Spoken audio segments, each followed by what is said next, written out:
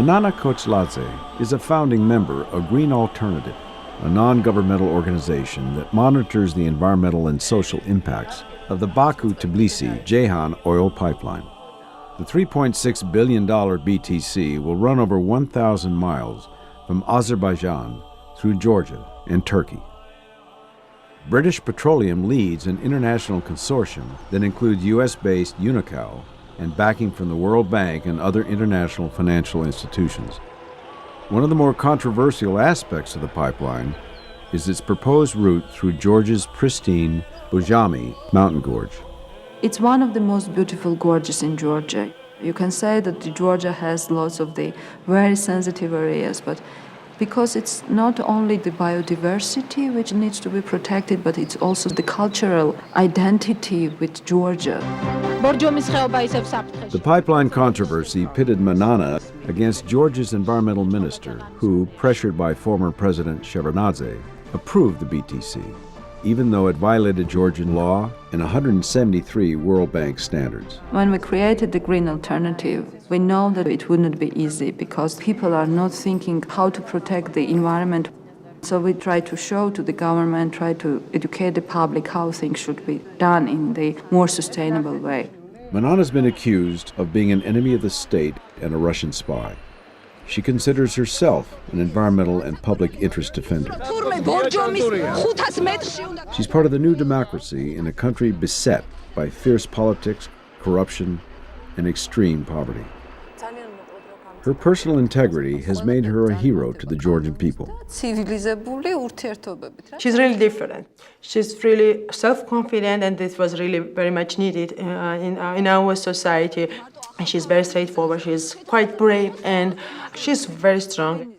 People like Manana, they managed to create the social opinion. So nowadays people they realize that citizens could change something and they could play a role in decision making. In November 2003, amidst allegations of rigged parliamentary elections, President Shevardnadze was forced to resign. The popular revolt was known as the Rose Revolution.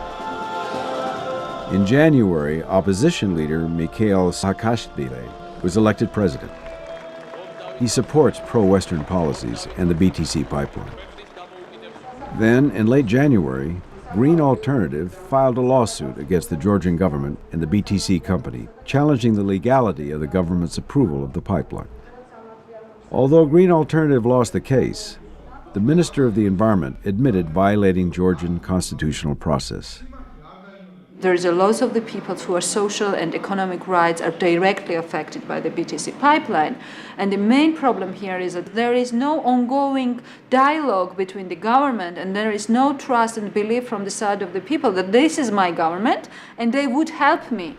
For Georgia, the pipeline represents $1 billion in much-needed foreign investment and a potential economic foothold in the West. For the U.S., the pipeline is part of its strategy to reduce its dependency on Persian Gulf oil.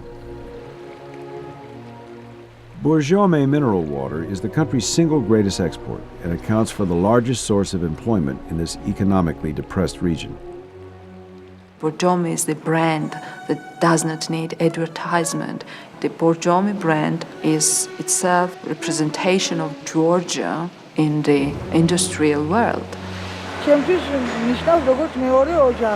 The oil pipeline may be good for the Borjome region, but if there's a spill, it will be a complete disaster for all of Georgia. The water industry is a gold mine, and if there's an accident, we'll lose everything. Doguavre is a poor farming community in the Borjame region, located just 1/2 mile from the proposed pipeline, in a known active landslide zone. The village is gradually sliding down the hillside due to geologically unstable conditions. In environmental impact assessment or in any other documents that BTC Co. prepared, they never mentioned the existence of the village or the impact of the landslide of the village on the pipeline or vice versa. Without this impact assessment, it's impossible to construct any pipeline if we are speaking about so-called international standards. Green Alternative has secured fair compensation for many Georgians whose land would be affected by pipeline development and set up a monitoring program and grievance process to hold BP and the Georgian government accountable. I begged and pleaded with the government not to forget about us. It wasn't until Green Alternative took a stand with us that the oil companies, the international institutions, and the government began to pay attention to us. These women forced them to pay attention. And now, because of them, we have hope. BTC pipeline may run through the Borjomi, may not, it's still questionable, but the most beneficial thing is that these people will know how to deal with their own problems in the future.